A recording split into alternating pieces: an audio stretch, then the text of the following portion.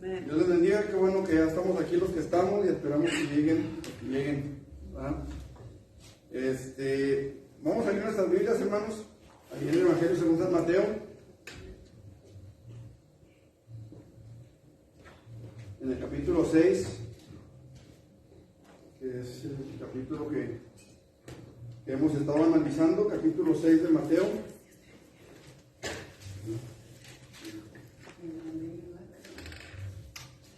Bendiga el volumen cuando lo tengan, hermanos.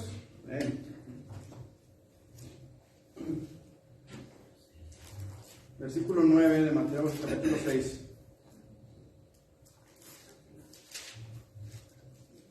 Amén. Bueno, Dios le bendiga. Dios le bendiga.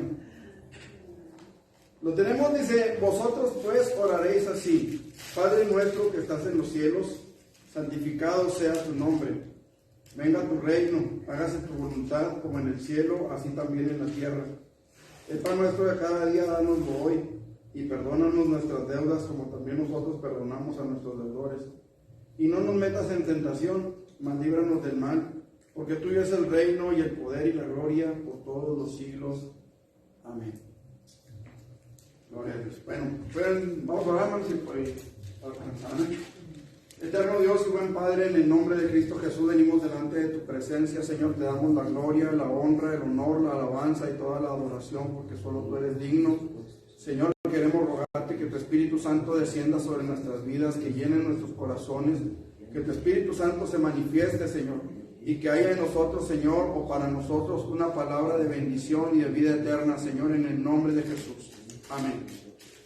¿Pueden sentarse, mis hermanos?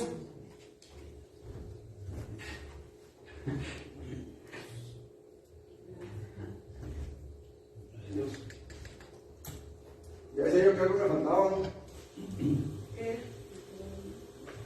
Su micrófono. La voz. El micrófono. Ya falta la voz. Sí. Ahí disculpando, Eso de tener que llegar a conectar y desconectar y volver a conectar. Pero bueno. Pues.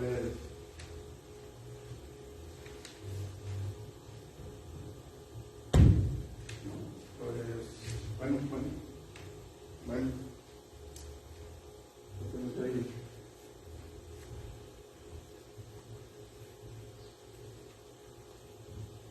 Bueno, ahí está. Ok. Bueno, ¿qué se acuerdan de lo que vimos la semana pasada, hermanos? La semana pasada estuvimos dándole un entre a lo que es el tema de la oración. ¿Sí? Y vimos que la oración es otro punto, otro elemento importante en cuanto a la adoración cristiana. Sí, es la oración. Dijimos que Jesús abrió el camino a Dios al morir en la cruz por nosotros. La Biblia nos habla de que Él abrió un camino nuevo y vivo a través de su cuerpo, a través del velo. Dice, esto es de su cuerpo. ¿Sí? Ok, y dijimos también que Él es nuestro mediador delante de Dios. ¿Sí se acuerdan de todo eso?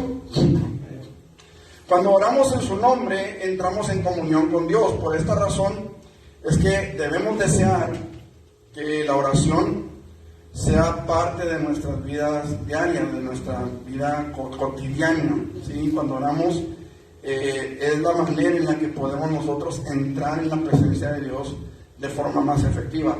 Podemos cantar, podemos leer la Biblia, podemos ayunar, podemos hacer muchas cosas, pero realmente creo que parte fundamental de nuestra comunión con Dios es la oración. ¿Se acuerdan cuántas veces la Biblia nos habla de que Jesús ayunó?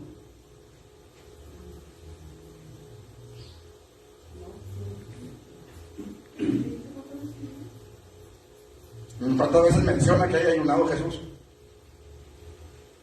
Pues nomás los 40 días. ¿Alguna otra? Cuando habló del ayuno que... Pero él no estaba ayunando en ese momento. Pero habló del ayuno, o sea, pero de que haya ayunado, yo recuerdo los 40 días. Ok. Esto nos habla, hermanos, de la importancia que tiene la oración aún sobre el ayuno. No quiero decir que no ayune, Si puede ayunar hay que hacerlo, es una práctica sana para nuestro espíritu, para nuestra alma, para dominar nuestra carne. El ayuno tiene muchísimas utilidades que luego quizás las vayamos a ver más adelante, pero la oración es algo que Jesús practicaba continuamente. ¿A qué lo quiero llevar, hermanos? A que podemos nosotros participar de todas las cuestiones que se hacen en la iglesia, cantar, traer ofrendas, traer primicias, traer nuestros corazones, ¿verdad? A cantar y alabar y a glorificar a Dios con nuestros cánticos. Podemos cantar en casa, podemos leer la Biblia en casa, podemos estar aquí recibiendo palabra, pero parte fundamental de lo que tenemos que hacer como cristianos es la oración. O sea, vemos en el ejemplo que Jesús nos da que Él ayunaba, que Él buscaba al Padre, quizá una sola vez se menciona el ayuno, pero lo que sí es cierto es que la oración era constante. Ok, nuestra oración debe de ser hecha entonces, hermanos, con un corazón sincero. El cristiano ora para comunicarse con Dios, no para agradar a los demás. Cuando nosotros traemos una idea equivocada en cuanto a la oración y pensamos que orar es para que la gente vea lo espirituales que somos, entonces lo que estamos mostrando es lo carnales que somos. Nuestra propia carnalidad, nuestros propios deseos de ser autoglorificados, ¿sí? De sentirnos más espirituales que los demás o de sabernos más espirituales que los demás, como aquel hombre fariseo que entró junto con el publicano a orar en el templo. Aquel hombre oraba de pie, muestra de orgullo, señal de orgullo, oraba de pie. Aquel hombre veía al publicano, porque se refiere a él. O sea, ¿cómo se imaginan ustedes a aquel fariseo decirle a Dios, no soy como este publicano? ¿Cómo se me imaginan ustedes? Yo pienso que para poder decir tuvo que haber visto dónde estaba el publicano. O sea, su atención no estaba en Dios, estaba en el publicano. Su atención no estaba, o su esfuerzo no estaba en agradar a Dios, sino en agradar a los que estaban alrededor de él. ¿Sí me explico? Él se aseguró de que el publicano pudiera estar ahí para verlo. Él se aseguró, hermanos, de que la gente que entrara pudiera hacer una diferencia clara entre él y el publicano. Entonces, el problema, hermanos, con muchas personas es que buscan no el agradar a Dios, sino el agradarse a sí mismos y el que otros se agraden de ellos, el que la gente los tenga por muy espirituales, por los mejores creyentes, por los mejores cristianos. Y eso es una oración que Dios no acepta. ¿Estamos? Había algunos que oraban en público, repito, para ser vistos por los hombres. Otros clamaban vanas repeticiones pensando que sus muchas palabrerías serían oídas según lo que Jesucristo mismo enseña. Y el punto aquí es que nosotros oramos para comunicarnos con Dios. Los testigos de Jehová dicen que orar en público es pecado porque es hipocresía. Pregunto, ¿en qué consiste la hipocresía de orar en público?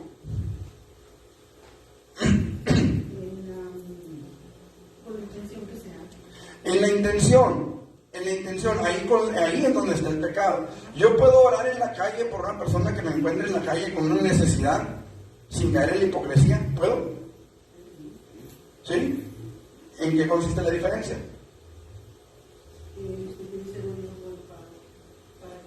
Que queremos que Dios obre en la vida de aquella persona, en una situación difícil. Como cuando oramos en el servicio social, por ejemplo. Y eso, o personalmente con la persona que quería que oráramos por ellos y orar para que nos diera la gente, sino para que encontráramos gracia. Ajá, y para que aquella persona ya haga gracia delante de Dios, en una oración intercesora. También tiene mucho que ver, por ejemplo, a veces que la persona misma la pide, ¿no? También. La oración. Ajá. Va uno y la gente mismo, ore por mí. Ajá. Y ya es diferente. Ajá, o a veces va uno topada con la necesidad y ¿te gustaría que oráramos? O sea, no es de que, venga, hacemos orar a fuerzas. No, o sea. Ok, la intención es lo que hace la diferencia. Los santos del Antiguo Testamento dijimos que se comunicaban con Dios constantemente por medio de la oración. Hablamos de Abraham, hablamos de Samuel, hablamos de Daniel. ¿Sí? Que oraban a Dios para comunicarse con Dios. La oración de Daniel, hermanos, que llama mucho la atención, es la oración que él hace porque él quería conocer el futuro de su pueblo, lo que le esperaba a su nación. Ahora, eso fue una oración constante. ¿Por qué? Porque la respuesta no vino inmediatamente. Tardó 21 días en llegar la respuesta a esa oración. Sabemos el contexto, sabemos la historia del por qué. Llegó Gabriel, el ángel Gabriel, y le dice a Daniel: tu oración fue oída desde el primer día que dispusiste tu corazón a entender sabiduría, a entender lo que venía. Pero se me puso el príncipe de Persia y tuvo que venir Miguel, el gran príncipe, el arcángel Miguel, a pelear contra Satanás o contra el príncipe de Persia, para que pudiera llegar la respuesta a Daniel. Una vez que el ángel Gabriel le da la respuesta a Daniel, entonces sube otra vez a seguir luchando contra el príncipe de Persia. Y quedé allí, dice, con los príncipes de Persia, tengo que volver a seguir combatiendo. Ok, nuestra oración debe ser hecha entonces con un corazón sincero. Además de la oración colectiva en la congregación, es decir, además de los días que tenemos reunión de oración aquí, además de la oración que se hace después o antes de cada servicio aquí, además de todo eso, de todos esos tiempos de oración, el Hijo de Dios debe de tener algún lugar para estar a solas con Dios, allá donde nadie lo vea, allá donde nadie lo escuche.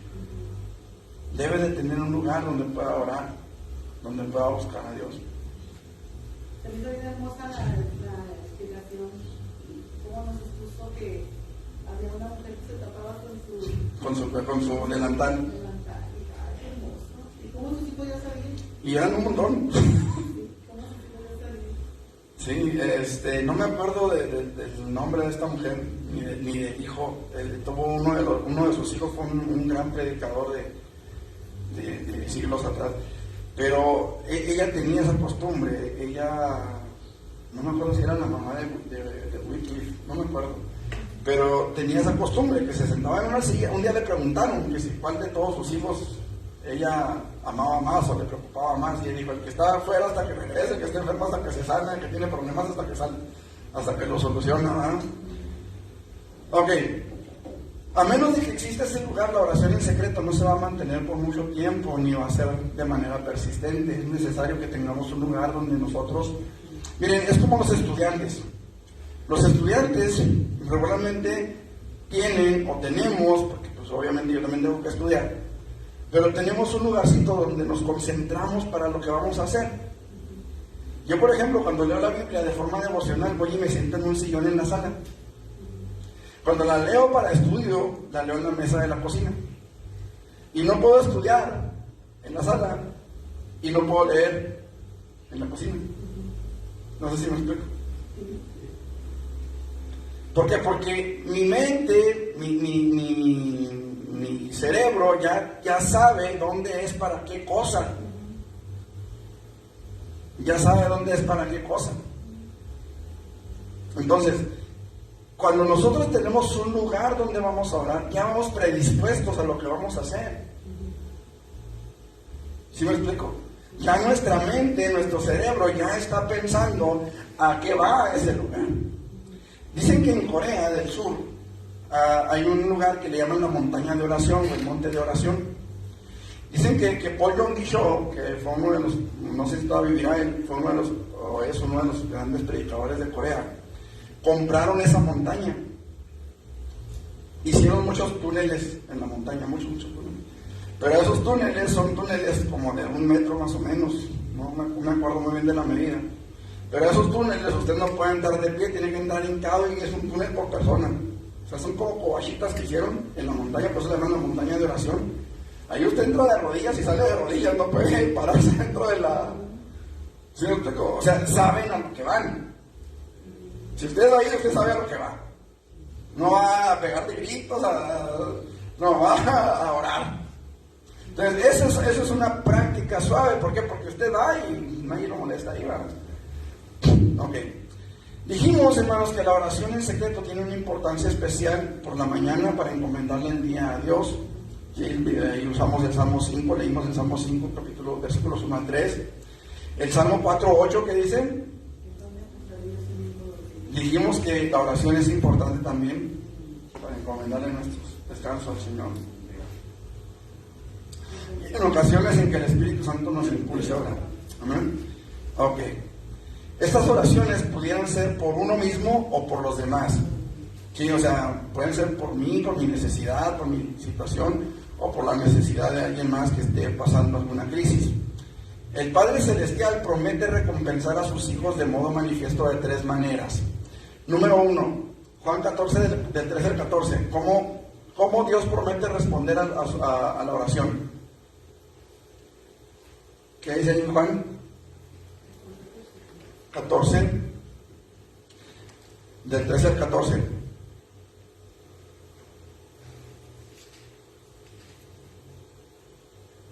Y todo lo que pidieres al Padre en mi nombre lo haré, para que el Padre sea glorificado en el Hijo. Si algo pidieres en mi nombre, yo lo haré. Ok, este versículo, o este par de versículos, hermanos, han sido a veces malinterpretados. Quiero que entendamos, hermanos, y es necesario en este punto recordar también que la oración eficaz es aquella que se sujeta a la voluntad de Dios para nuestras vidas. O sea, si Dios no quiere darme una mansión en Puerto Rico, o en Beverly Hills, o ¿dónde más les gusta? En Miami. Si Dios no quiere darme eso porque sabe que yo no lo puedo manejar y yo me la paso pidiendo eso, ¿iré a tener respuesta? Muy difícilmente. ¿Por qué, hermano? Porque Dios no nos va a dar algo que no podamos manejar. Si estamos sujetos a su voluntad, yo tengo que decirle, Señor, ¿será tu voluntad o es tu voluntad que yo pida esto, que yo vaya tras de esto? Vamos a la palabra. ¿Qué dice la Biblia? ¿Qué enseña la Biblia con respecto a lo que yo estoy pidiendo? Porque a lo mejor yo puedo pensar que a lo mejor Dios sí quiere que yo sea rico, pero ¿qué es lo que la Biblia dice? Es más difícil ser salvo. No es imposible, pero es más difícil. Entonces, yo tengo que irme de acuerdo a la voluntad de Dios. Señor, si es tu voluntad sanarme, sáname. Si es tu voluntad, ayúdame en esto. Si es tu voluntad, ¿por qué? Porque de esa manera vamos a asegurarnos de estar pidiendo conforme a lo que Dios espera o Dios planea para nosotros. ¿Qué dice Santiago 4:3?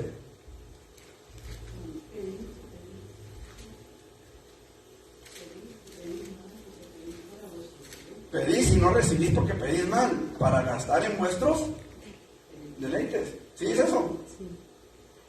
Entonces, y luego fíjense cómo comienza el versículo 2, si mal no me acuerdo. Dice, oh almas adúlteras. ¿Sí es eso? 4:4 dice. ¿Qué dice? Oh almas adúlteras, ¿no sabéis que la amistad del mundo es enemistad contra Dios? Entonces es en el 4:3. Cualquiera pues que quiera ser amigo del mundo se considera enemigo de Dios. Ok, entonces, aquí lo importante es que nosotros entendamos, hermanos, nuestra petición para que llegue al trono de la gracia y sea respondida por Dios, nosotros tenemos que buscar las cosas de acuerdo a la voluntad de Dios. Por ejemplo, una sanidad, ¿será voluntad de Dios que oremos por la sanidad de alguien? Pues sí. No siempre. Bueno, no siempre, pero pues, nuestra obligación es hacerlo. Nuestra obligación es orar por eso, ¿sí? Y nuestro deseo debe ser ese, que Dios sane. Pero también nuestra oración debe estar sujeta a la voluntad de Dios. ¿Yo cómo puedo saber que una persona ha enfermado porque Dios la quiere llevar de esa enfermedad a su presencia? Yo no lo sé. Mi oración debe ser, Señor, sánale. Sánale, Señor, ten misericordia, ¿verdad? No sé, las palabras que cada quien tenga, pero si no es tu voluntad sanarlo, prepara su corazón, prepara su alma, prepara su vida para que esté en tu presencia en la eternidad. Allá no habrá más llanto, no habrá más tristeza, no habrá enfermedad, no habrá nada que cause dolor. Señor, prepáralo. Por eso primeramente debemos de orar, pero por la sanación de su corazón, del alma. Del alma, que sane primeramente de que Dios los salve, los perdone, ¿no?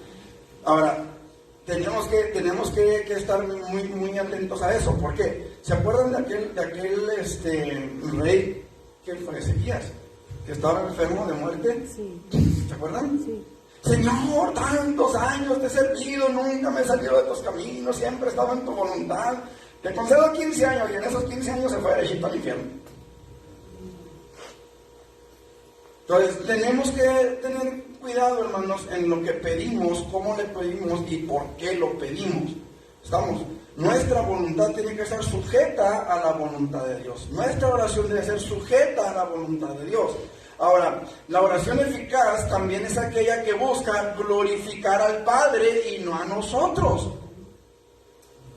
No a nosotros. Nuestra oración debe ser siempre para glorificar al Padre. Juan 14:14, ¿qué dice?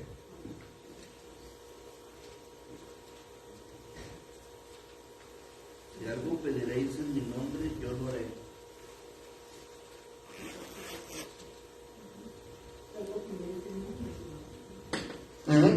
Bueno, ok, vamos a leer desde el 13, aquí me faltó el 13. Y todo lo que pediréis al Padre en mi nombre, lo haré, para que el Padre sea glorificado en el Hijo. Si algo pediréis en mi nombre, yo lo haré. Ok, para que el Padre sea Glorificado. glorificado en el Hijo. ¿Por qué en el Hijo? Porque la oración debe ser en el nombre de Jesús.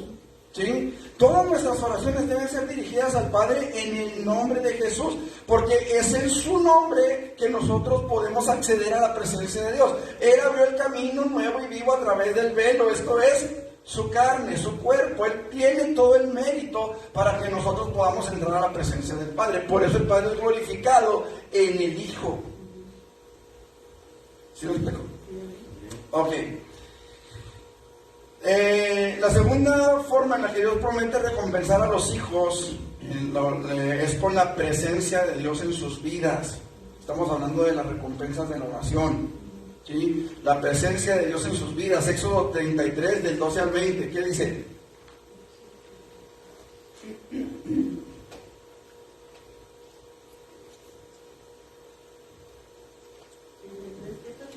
Del 12 al 20. Sí. Y dijo Moisés a Jehová: mira, tú me dices a mí, saca este pueblo, y tú no me has declarado a quién enviarás conmigo. Sin embargo, tú dices: yo te he conocido por tu nombre, y has hallado también gracia en mis ojos. Ahora pues, si he hallado gracia en tus ojos, te ruego que me muestres ahora tu camino, para que te conozca, y halle gracia en tus ojos. Y mira que esta gente es pueblo tuyo. Y él dijo: mi presencia irá contigo y te dará descanso. Y Moisés respondió: si tu presencia no ha de ir conmigo, no nos saques de aquí.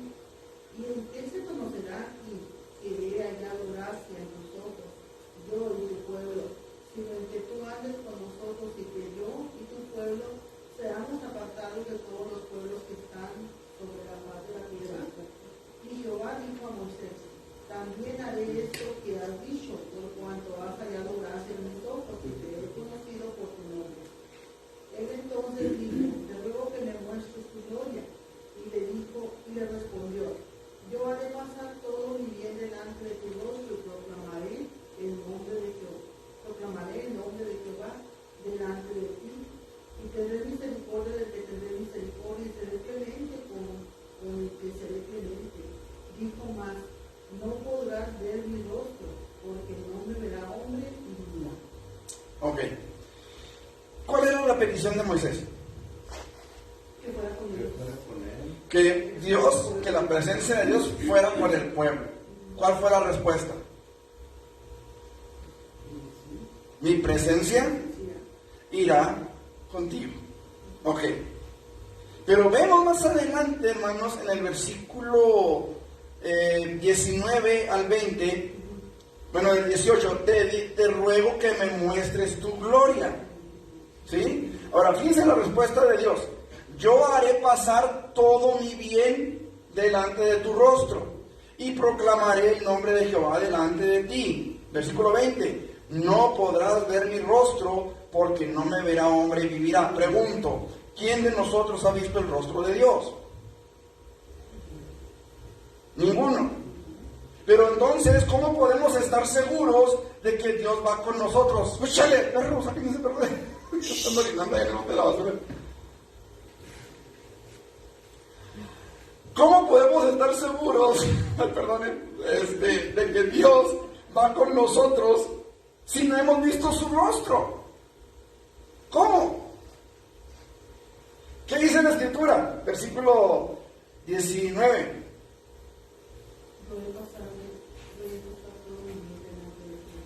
Yo haré pasar todo mi bien delante de tu rostro. No hemos visto el rostro de Dios, pero hemos visto el mover de Dios en nuestras vidas.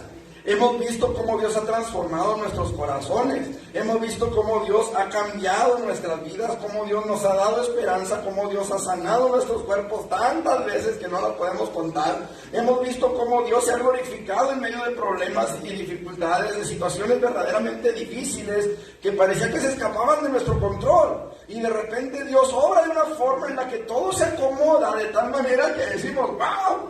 ¡Qué precioso es Dios! ¿Lo explico? Anoche me platicaban de la reunión de damas, de que una hermana se acercó con otra y estuvieron platicando de situaciones que Dios estaba acomodando una cosa tras otra. Una en Juárez, la otra aquí, y Dios acomodando las cosas de una forma bien especial. Ese es el mover de Dios. No hemos visto su rostro, pero hemos visto cómo Dios respalda, cómo Dios nos ayuda, cómo Dios se glorifica. Y podemos entender, hermanos, cómo Dios cumple su promesa de estar con nosotros. No hemos visto su rostro. No hemos visto cómo es. ¿Verdad? Algunos lo ponen en una cruz así, todo demacrado, todo trasijado. No hemos visto realmente cómo es Él. Pero sabemos que Él va con nosotros por la obra que Él ha hecho en nosotros. Cada quien se forma la imagen, porque hay unos que lo ponen así muy como derrotado y otros lo ponen como muy europeo y así. ¿Sí? Se forma cada quien su imagen, pero nadie hemos visto su rostro. Precisamente de eso, ayer veía como un mensaje, algo así, de un actor que hizo una película pues, caracterizando a Jesucristo. Pero él decía, dice, yo estoy cansado de ver mi imagen en muchas iglesias o en muchos centros religiosos. Dice, yo le he dicho desde que hice la película, yo no soy Jesucristo. Dice, quemen todas mis imágenes y adoren al Dios verdadero. Pero o sea, él mismo lo pedía ya. Estoy cansado de que le pongan veladoras en la puerta de su casa, ¿no? Sí. Pero ayer lo estaba viendo pensando. Yo creo que es el actor de la película de Mel Gibson, hermano, porque él como que tuvo un... No, fue otra, la vida de Jesús de Nazaret, se llama la película. Es como dice usted, lo ponen así, Sí. europeo. Sí, sí. Aunque también hay unos que lo pintan de negro, ¿ah? Y el Cristo negro, ¿no? Y yo hablar del Cristo negro. O sea, y lo pintan de color que le da su gana, ¿ah? Nomás nos falta pintarlo por arcoíris, aunque creo que también ya.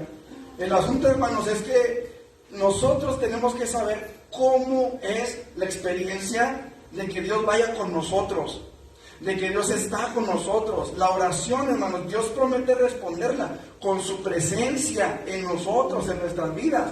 Jesús es Emanuel, o fue Emanuel, Dios con nosotros. Pero ahora el Espíritu Santo es Dios en nosotros. No que nosotros seamos dioses, sino que el Espíritu Santo descendió para habitar en la iglesia, para morar en la iglesia. Y esto es, hermanos, a través de la oración que el Espíritu Santo llega a nuestras vidas, ¿sí o no? Ahora, hay quienes dicen, el Espíritu Santo descendió de manera permanente y permanece en la iglesia. Sí, en la iglesia que busca a Dios, porque cuando la iglesia se enfría, se aparta, se aleja de Dios, el Espíritu Santo, Pablo dijo, no apaguéis al Espíritu, no contristéis al Espíritu. ¿Por qué? Porque el Espíritu se puede apartar. ¿O no se apartó de Saúl? Se apartó de Saúl, hermanos. Recuerden que la unción era dada a los reyes, a los sacerdotes y a los profetas. Ellos tenían la unción de Dios. ¿Cómo se refería David a Saúl? ¿Cómo lo llamaba?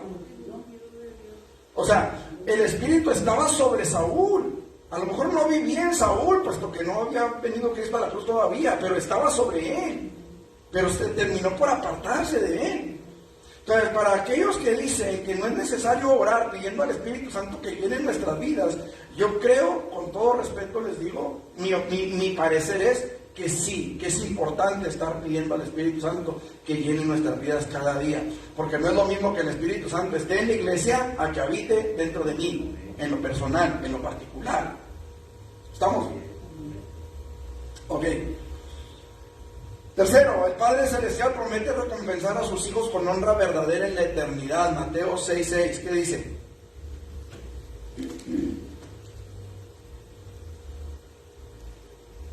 cuando ores, entra en tu aposento y cerrada la puerta, ora a tu Padre que está en lo secreto, y tu Padre que ve en lo secreto te recompensará en público. Ok, Dios promete, hermanos, recompensarnos con honra verdadera. O sea, no se trata de que la gente nos admire, no. Se trata de que nosotros mismos podamos ver y allá afuera puedan ver que Dios está con nosotros. Que verdaderamente oramos por los enfermos y sanan, o oramos por los enfermos y Dios hace lo que tenga que hacer con ellos, que oramos por una situación difícil y Dios respalda, Dios responde, Dios se glorifica. Eso es lo importante. ¿Me explico? Lo importante, hermanos amados, es que podamos demostrarle al mundo que el Dios en el que creemos es un Dios real, que es un Dios verdadero. La honra verdadera, hermanos, no tiene que ver con que, ay, el hermanito, no. Tiene que ver con que la gente vea en nosotros la obra de Cristo. Esa es la honra verdadera. Que cuando llegas al trabajo la gente diga, no, ya no llegan chistes colorados, no digan disparates porque él es cristiano, él no escucha eso. ¿Sí me explico? Fíjense que ahí en la oficina donde yo trabajaba, pues las compañeras pues obviamente no eran cristianas. Y obviamente comentaban, decían sus cosas, ¿no? Pero cuando yo llegaba y se le llegaba a salir algo, luego decían, perdón Martín, ya sé que usted no. Perdón Martín, disculpe, se me salió. Esa es la honra verdadera, hermanos. No que la gente en la iglesia diga, ay, qué buen cristiano es, ay, que... No, eso olvídese. Que la gente allá afuera aprenda a respetarlo por lo que usted ve. Esa es la honra que Dios promete, hermanos. Que a lo mejor le van a sacar la garra, sí. Van a hablar de usted, sí. Ténganlo por seguro, si a Jesucristo lo crucificaron, lo escupieron. Que no hablen de nosotros. ¿Se imaginan? No, van a hablar. Pero ¿sabe qué? En su presencia lo van a respetar. Esa es la honra verdadera. ¿Estamos? Es por esta razón, hermanos, que todas las oraciones de los creyentes deben ir acompañadas con acciones de gracias, porque Dios promete recompensar a los hijos que oran. Efesios 5:20, ¿qué dice?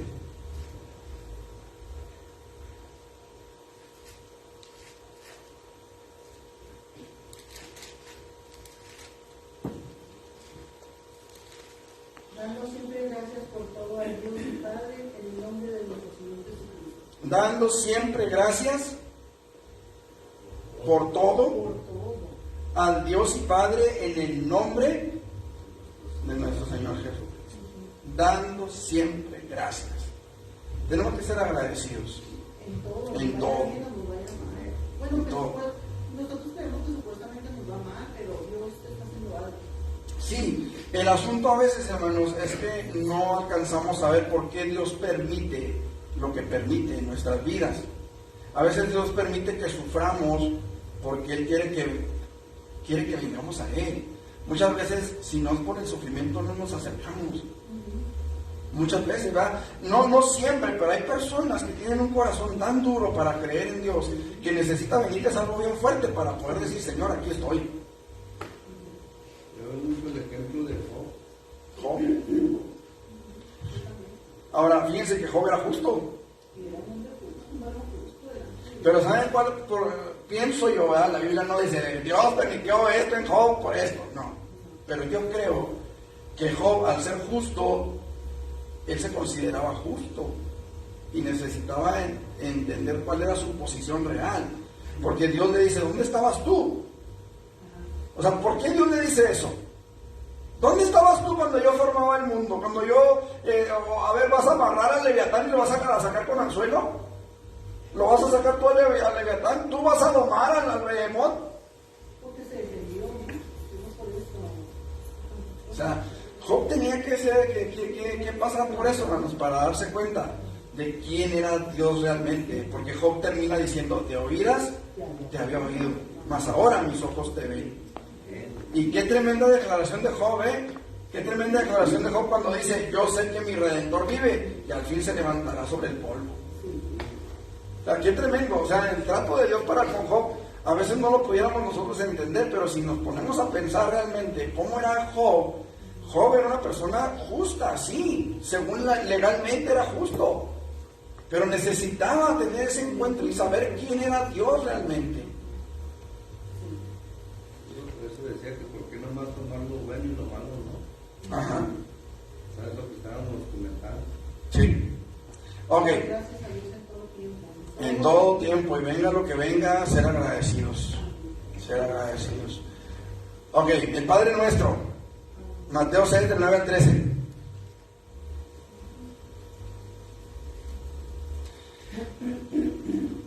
Creo, hermanos, que la oración modelo, como podemos llamar esta oración, creo que habrá muchos predicadores, pastores, siervos del Señor que tendrán una mejor interpretación que la mía. Pues Dios les bendiga. Yo quiero exponerles como yo lo entiendo y espero sea bendición para todos. Amén. Ok. El Padre Nuestro comprende 6 peticiones. Son 3 que tratan con la santidad y la voluntad de Dios, y 3 que tratan de las necesidades personales del creyente. Su brevedad no significa que se deba orar solamente breve, ser solo breves en la oración. Recordemos que Jesús incluso llegó a orar toda una noche antes de nombrar a sus discípulos. Hay quienes dicen que Jesús oró toda la noche por sus discípulos, 1 hora por cada uno, porque eran 12 horas de noche y eran 12 discípulos. Entonces hay quienes dicen que Jesús estuvo orando 1 hora por cada uno de los apóstoles antes de llamarlos al ministerio. Obviamente, hermanos, esto es una conjetura. La Biblia no nos dice que Jesús subió a orar aparte para escoger a uno y al otro y al otro y al otro. No nos dice eso la Biblia, esto es una conjetura, ¿sí? Pero lo que sí nos dice la Biblia es que Jesús oró toda la noche por los apóstoles, antes de escoger a los apóstoles. ¿Sí? Bueno, no por los apóstoles, sino antes de. La Biblia no nos dice por qué oró esa noche. Solamente nos dice que estuvo orando. Lucas, capítulo 6. Que eso de que oró por cada uno no pudo ser porque no los conocía todavía. Bueno, eso de que no los conocía todavía es otra conjetura. Porque si vemos a Natanael, por ejemplo. Ya tenía.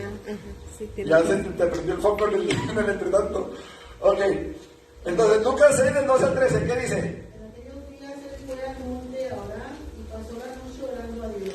Y cuando era de día, llamó a sus discípulos y escogió a 12 de ellos, a los cuales también llamó apóstoles. Ok, entonces vemos cómo Jesús pasó toda la noche orando y cuando fue de día descendió y reunió a los discípulos y nombró a los 12. Entonces, la Biblia no nos dice que estuvo orando por los 12.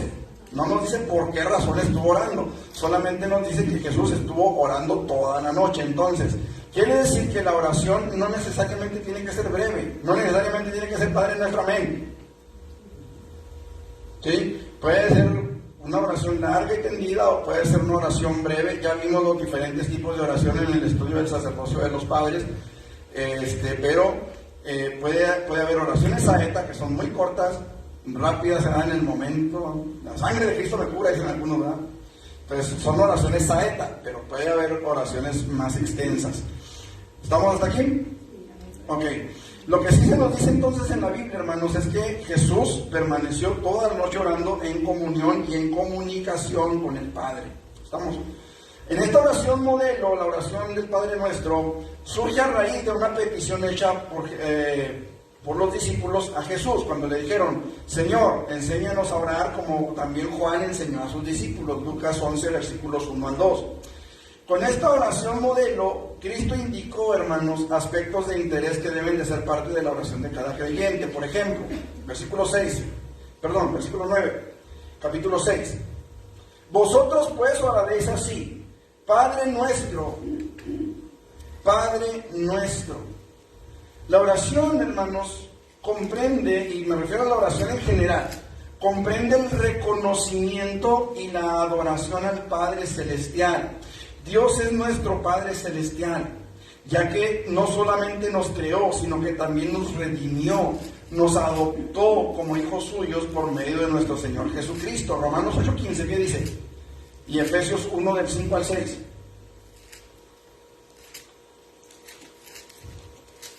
Leti, tú por favor, denos Romanos 8:15. Hermana Patti, Efesios 1 del 5 al 6. Para irnos rápido. Porque ya casi van a ser las 12 y listo. ¿Efesios qué, perdón? Efesios 1 del 5 al 6.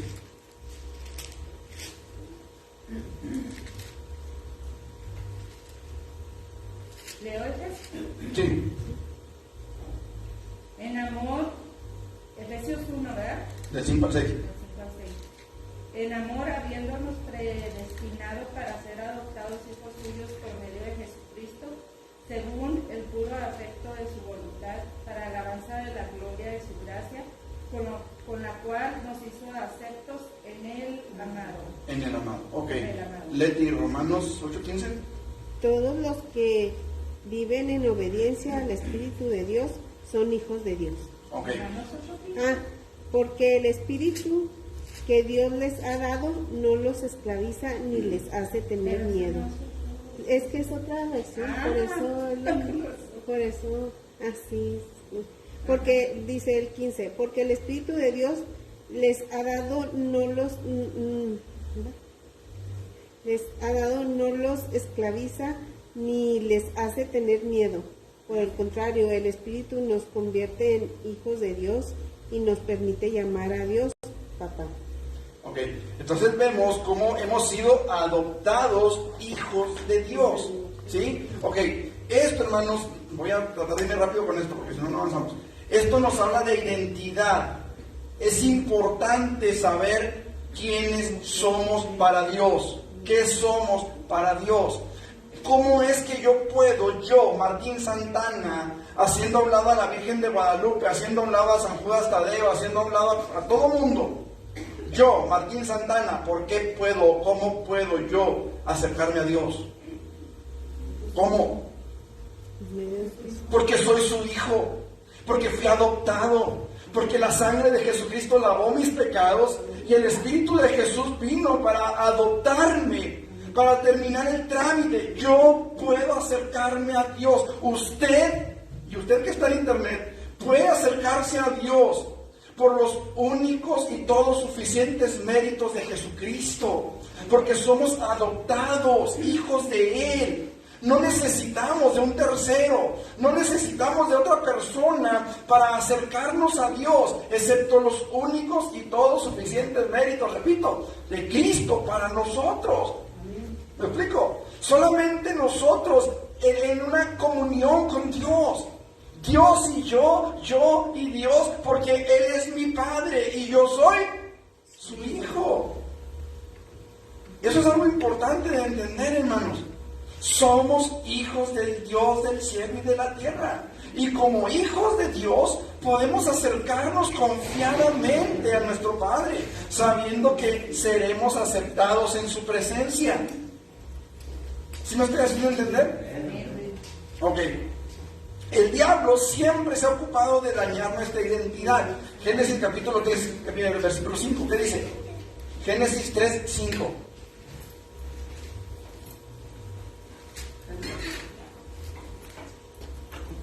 Si lo que sabe Dios que el día que comáis de él serán abiertos vuestros ojos y seréis como Dios, sabiendo el bien y el mal. Ok, de aquí quiero rescatar una frase: seréis como Dios. ¿Qué dice la palabra de Dios, hermanos, en relación a la creación del ser humano? Hagamos al hombre como Django, Gorila, King Kong. No, hagamos al hombre a nuestra imagen y conforme a nuestra semejanza. Pero viene el diablo y le dice a Eva: seréis como Dios. ¿Qué atacó Satanás, hermanos? La identidad de Eva. Dios atacó su identidad. Y esto es algo, hermanos, que el diablo ha atacado en el ser humano desde siempre. Dios no quiere que el diablo no quiere que usted sepa que puede ser hijo de Dios. O los que ya estamos aquí, que somos sus hijos. Dios, hermanos amados, quiere que entendamos. El diablo siempre va a tratar de atacar esa identidad. Siempre va a tratar de hacernos sentir menos. Siempre va a tratar de hacernos sentir que como cristianos valemos un cacahuate o menos. Perdónenme la expresión. Pero esa es la intención de Satanás siempre, hermanos. Hacernos pensar que para Dios no valemos, que para Dios no somos nada, que Dios no va a escuchar nuestra oración, que Dios no va a recibir nuestro clamor, porque no valemos la pena. Padre nuestro. Por eso Jesús empieza la oración así, hermanos. Por dos cosas, porque nuestra oración siempre tiene que ser dirigida al Padre y porque nosotros tenemos que entender por qué me puedo dirigir al Padre. Yo le pregunto, ¿qué es más fácil? ¿Qué es más fácil? Que lleguen tus hijas y te digan, papá, ¿me ayudas con esto? O que llegue el hijo del vecino. Yo. Sí, conmigo. ¿Pero quién? ¿Tus hijas o el hijo del vecino? ¿Por qué? Mía. ¿Tú mira? Es el pan. Son mis hijos. Mis hijos pueden venir conmigo en el momento que me necesiten. Ellos lo saben. A lo mejor no siempre estoy ahí, pero siempre que ellos lo necesitan, ellos vienen conmigo o con su mamá. ¿Por qué? Porque saben que cualquiera de los dos va a poder ayudarles en algún momento dado. A lo mejor vendrán más conmigo o más con su mamá, yo no sé, pero en su momento saben que pueden acudir. ¿Por qué? Porque tienen la confianza. Ahora, ¿se casaron, hermano Melquiades? ¿Con quién van a veces? ¿No van con ustedes? A pedir consejo, a pedir ayuda. Pídame al niño, pídame. ¿Con quién van? Con el vecino. ¿Por qué? Porque saben que tienen la confianza, se pueden acercar. ¿Por qué? Porque son nuestros hijos. Por eso la palabra del Señor nos dice allá en Hebreos capítulo 4, versículo 16.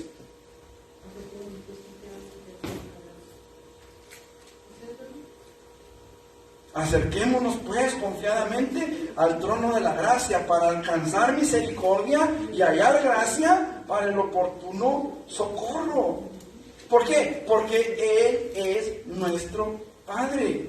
¿Me explico? Entonces, el diablo siempre se ha ocupado en dañar nuestra identidad, en hacernos creer que no somos dignos. Y ciertamente, hermano, en nuestros méritos, por nuestros méritos, lo único que logramos o que merecemos es arder en el infierno. Ezequiel 18:4 que dice, el alma del Padre como del Hijo, las almas son mías, y el alma que pecare, esa morirá. Pero por la fe en Jesucristo, nosotros hemos sido adoptados hijos de Dios, según nos dice Juan capítulo 1, versículo 12, mas a todos los que le recibieron, a los que creen en su nombre, les dio potestad de ser hechos hijos de Dios. Y eso es lo que nos hace, o lo que nos da el libre acceso a la presencia de nuestro Padre Celestial. Juan capítulo 3, versículo 16. Mas a todos los que porque de tal manera amó Dios al mundo que ha dado su Hijo unigénito para que todo aquel que le entre no se pierda, mas tenga vida eterna. Yo puedo acercarme a Él, yo puedo tener vida eterna, yo puedo tener a Dios como Padre por la fe en Jesucristo. ¿Sí? Repito, Hebreos 4:16. Acerquémonos pues confiadamente al trono de la gracia para alcanzar misericordia y hallar gracia para el oportuno socorro. Entonces, por eso Jesús nos enseña el Padre nuestro como va. Padre nuestro, por cuestión de identidad. Pero también como Padre, hermanos, Dios ama y cuida al creyente y recibe su comunión con agrado. Cuando sus hijos llegan a visitarlo después de una semana de que no los ha visto, o cuando usted llega a sus hijos, ¿verdad?, a jugar con usted, en mi caso a Miguel es de los que llegan y siempre están encima de mí. Sí, yo le digo, hazte para allá, quítate de aquí, o qué sé yo, pero sabe que es jugando, y Satán sabe que es jugando, que no se quita y no deja de molestar y siempre está ahí encima. ¿Por qué? Porque recibimos esa comunión con agrado. A veces Judith llega y espontáneamente me abraza. Yo no digo, quítese aquí, no, al contrario, yo la abrazo. Yo la abrazo, le doy su beso, le hago ver que es bien recibida en mis brazos. ¿Por qué? Porque es mi hija. ¿Por qué? Porque aquel barrigón es mi hijo. ¿Sí me explico? O sea, esto es importante, hermanos. Miren, Dios como Padre, hermanos, va a recibir nuestra comunión con agrado. Por medio de Cristo, el creyente tiene acceso al Padre en cualquier momento para adorarlo, para exaltarlo, para glorificar su nombre, que dice Mateo 6, 25 al 34. Ahí se los leo para que no se pierda mucho tiempo. Dice, por tanto os digo, no os afanéis por vuestra vida, que habéis de comer o que habéis de beber, ni por vuestro cuerpo, que habéis de vestir. ¿No es la vida más que el alimento y el cuerpo más que el vestido? Mirad las aves del cielo, que no siembran, ni ciegan, ni recogen en graneros, y vuestro Padre Celestial las alimenta. ¿No valéis vosotros mucho más que ellas? Ahora, fíjense bien cómo dice aquí, vuestro Padre Celestial. No es el Padre Celestial de ellas. ¿Sí notan ese pequeño detalle? Detalles, hermano, detalles en la palabra, detalles. Vuestro Padre Celestial las alimenta, dice. ¿Y quién de vosotros, dice, podrá por mucho que se afane añadir a su estatura un codo? Y por el vestido, ¿por qué os afanáis? Considerad los lirios del campo, cómo crecen, no trabajan ni hilan. Pero os digo que ni aun Salomón con toda su gloria se vistió así como uno de ellos. Y si la hierba del campo que hoy es y mañana se echa en el horno, Dios la viste así, ¿no hará mucho más por vosotros, hombres de poca fe? No os afanéis pues diciendo qué comeremos, o qué beberemos, o qué vestiremos, porque los gentiles buscan todas estas cosas, pero vuestro Padre Celestial sabe que tenéis necesidad de todas estas cosas. Mas buscad primeramente el reino de Dios y su justicia, y todas estas cosas os serán añadidas. Así que no os afanéis por el día de mañana, porque el día de mañana traerá su afán.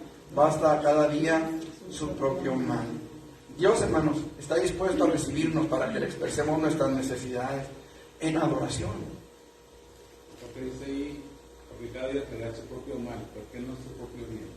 O su propia actividad. Porque cada día trae sus propios afanes, o sea, cada día trae sus propias luchas. Y Dios quiere que vivamos al día con Él. Por eso la oración. O sea, el maná cada cuando descendía. Todos los días. A diario. Cada cuando tenían que salir a buscar el maná. ¿Y qué pasaba si dependían del maná de ayer? Se echaba a perder.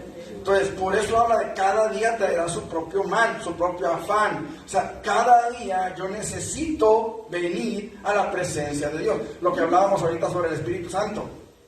Hay quienes dicen, no, es que el Espíritu Santo ya está en la iglesia, ya no tienes por qué pedir por él, porque vas a invocar a alguien que ya está ahí, etcétera, etcétera. Hermanos, esto es una necesidad diaria en la vida del creyente. Amén. Amén. Dios como Padre, hermanos, Dios no significa que Él sea como un Padre terrenal que va a tolerar o que va a solapar la maldad en sus hijos o deje de disciplinarlos correctamente. Dios va a actuar.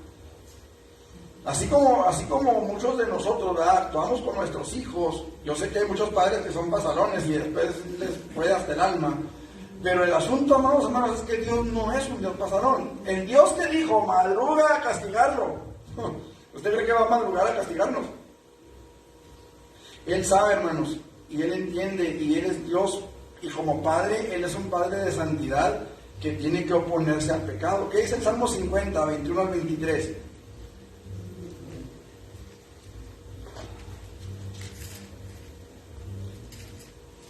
Estas cosas hiciste, y yo he callado. ¿Pensabas que de cierto sería yo como tú? Bueno, no es pregunta, es una afirmación de Dios. Dice, estas cosas hiciste y yo he callado. Pensabas que de cierto yo sería como tú, pero te reprenderé y las pondré delante de tus ojos. Entended ahora esto, los que os olvidáis de Dios, no sea que os despedace y no haya quien os libre. El que sacrifica alabanza me honrará, y al que ordenare su camino le mostraré la salvación de Dios. Fíjense, Dios, hermanos, castiga, pero no con el fin de destruirnos, sino de que corrijamos nuestras vidas. Por eso dice ahí, el que arregle su camino, el que ordene su camino, le mostraré la salvación de Dios. Hoy nosotros necesitamos, hermanos, entender que Dios no va a tolerar la maldad ni siquiera en aquellos que le llaman Padre. Entonces, por lo tanto, su nombre tiene que ser santificado, como lo vamos a ver más adelante en el versículo 9. Como Padre Celestial, Él puede castigar o bendecir, retener o dar, actuar con justicia o con misericordia. Su manera de responder a sus hijos dependerá en gran medida de su voluntad para con nosotros. Primera de Juan 5:14. Así como de la fe y de la obediencia del creyente hacia Él. Vamos a ver qué dice Primera de Juan 5:14.